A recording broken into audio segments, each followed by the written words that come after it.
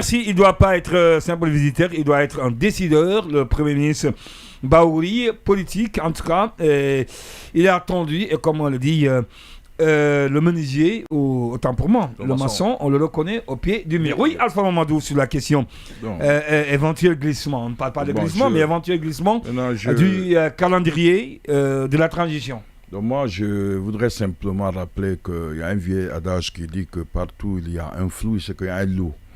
Donc concrètement, c'est qu'on ne sait pas, et monsieur Mfali a du mal à se retrouver, puisqu'il est en train de trouver en Bahouri une personne et sa contradiction. Bahouri est clair dans sa position. Ouais, Bahouri, c'est un procès CNRD. Il a été clair, bien avant même qu'il ne soit père. Il a été toujours du côté du CNRD. Donc, il ne faut pas que nous trouvons des efforts de lui coller une personnalité qu'il n'a pas. C'est important. Faut pas qu'on s'efforce à lui donner une autre. Mais aujourd'hui, et même à lui créer des problèmes envers le CNRD. Non, mais il a un contrat, un engagement avec. Il va terminer. Il va laisser. Non, mais c'est que Diallo doit savoir. Réellement, vous ne vous retrouviez pas. Je vous redonne la parole. Je vous en prie. Quand je vais vous donner la parole, vous n'en avez plus me redonner. Donc, je vais être plus clair que ça. Je voudrais simplement rappeler que M. Bahouri, s'il devait être un bon Premier ministre, il ne serait pas élu. C'est ça la vérité. Il ne serait pas choisi par le CNRD. Il a été choisi puisque, peut-être dans le contrat social qui le lie au CNRD, qu'il avait la possibilité de par Vous parlez, est-ce qu'il y a un contrat social ?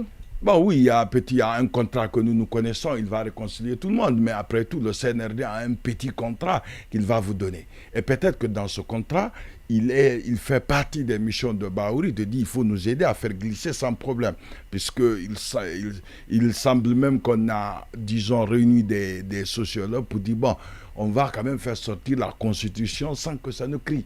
Parce qu'on sait que si la Constitution venait à donner la possibilité aux gens du CNRD de se présenter, ça va crier. Donc tout ça, c'est quand même des aspects très importants du glissement.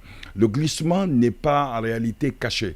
Et il ne s'agit pas, parce qu'on ne l'a pas dit, que ça n'existe pas, c'est une réalité. Bahouri a dit la réalité. Et Bahouri est pour le glissement, il faut le rappeler. Bahouri a toujours soutenu que donnons du temps au CNRD pour faire des réformes. Il est passé, on peut le réécouter dans beaucoup de cas. Maintenant qu'il est acteur de ce glissement, c'est de savoir comment ce dernier va-t-il se faire.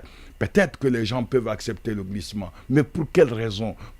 À quel prix? Peut-être c'est ça la question. Est-ce qu'il aura le prix d'accepter, d'engager des véritables négociations avec les véritables acteurs, avec les véritables entités avec lesquelles le peuple, dont les composantes se retrouvent au centre de la population guinéenne? Ça, il s'agit des grands partis politiques. C'est notamment l'UFDG, l'UFR, le RPG. Ce sont ces partis-là avec lesquels, ce sont ces partis qu'il faut, à mon Dieu, il faut les charmer pour les désarmer, pour éviter en réalité que, après le mois de décembre 2024, que nous soyons dans une crise éternelle.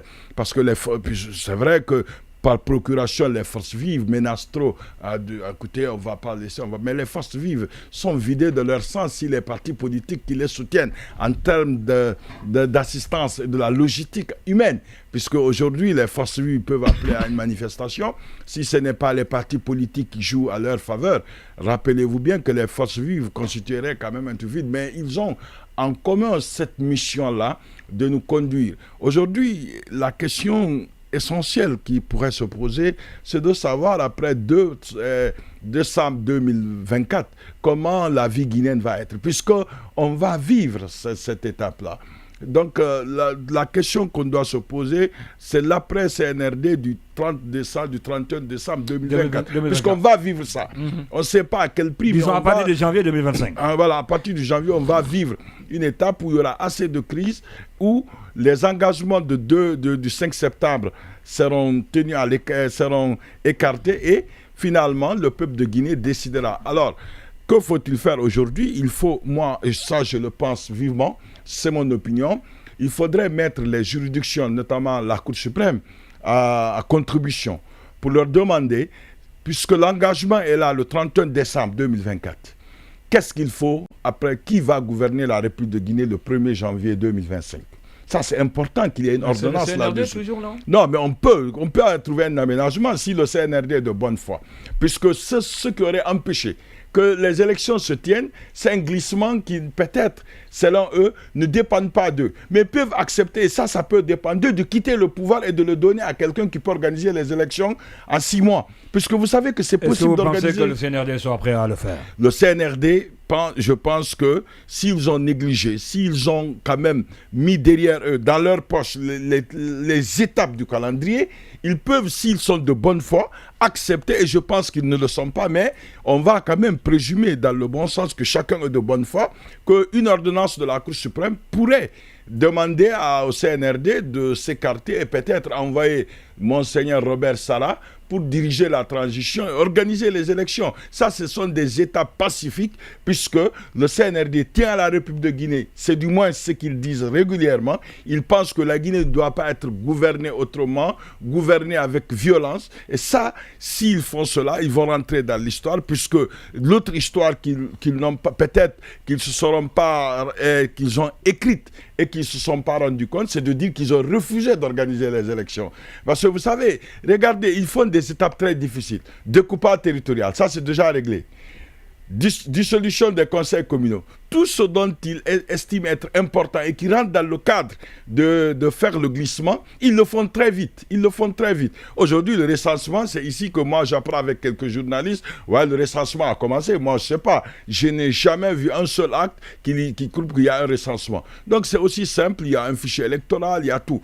Aujourd'hui, je pense, il faudrait que le CNRD puisse raison garder et faire en sorte de faire appel à la classe politique, à la société civile, à la vraie société civile, à la vraie classe politique pour dire voilà, aujourd'hui, qu'est-ce que vous pensez, comment on va fonctionner et sur le compte-rendu et l'entente de tout le monde, on peut accepter un glissement. Ça dit, le glissement, il est déjà là. On va accepter le glissement si tout le monde il est déjà consommé. Et ça, c'est déjà consommé. On peut plus, on n'a plus de faire en marche arrière, mais si on associe tout le monde, il y aura aussi un glissement apaisé.